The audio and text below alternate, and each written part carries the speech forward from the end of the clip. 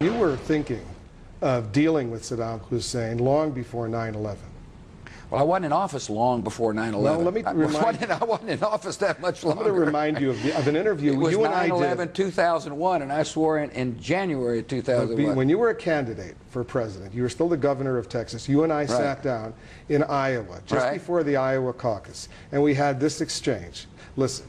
We shouldn't be sending mixed signals, and if any time I found that the Iraqis were developing weapons of mass destruction, they wouldn't exist anymore.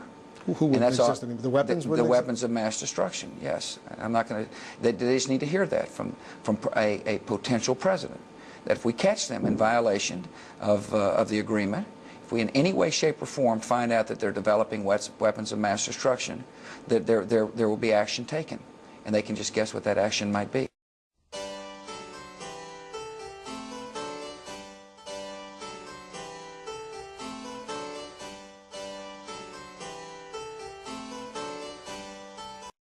And we need to make it clear to our allies we expect the inspectors back in to make sure he's not developing weapons of mass destruction.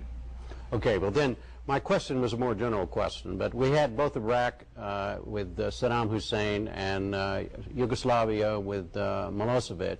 They're the ones who committed the sins that caused us to move militarily. And they're not only alive and well, many innocent people died, they're not only alive and well, they're still in charge. What is there a realistic way to deal with that kind of thing when you have an evil person in charge and causing these things to happen? Well, I think the most realistic way is to keep them isolated in the world of public opinion and to work with our alliances to keep them isolated. I'm just as frustrated as many Americans are that Saddam Hussein still lives.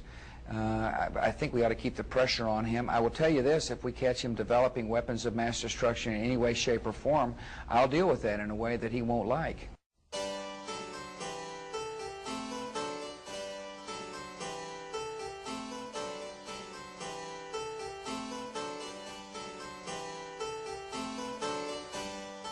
The terrorists attacked us and killed 3,000 of our citizens before we started the freedom agenda in the Middle East.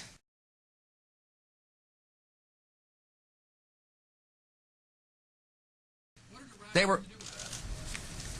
What did Iraq have to do with what? The attack on the World Trade Center. Nothing.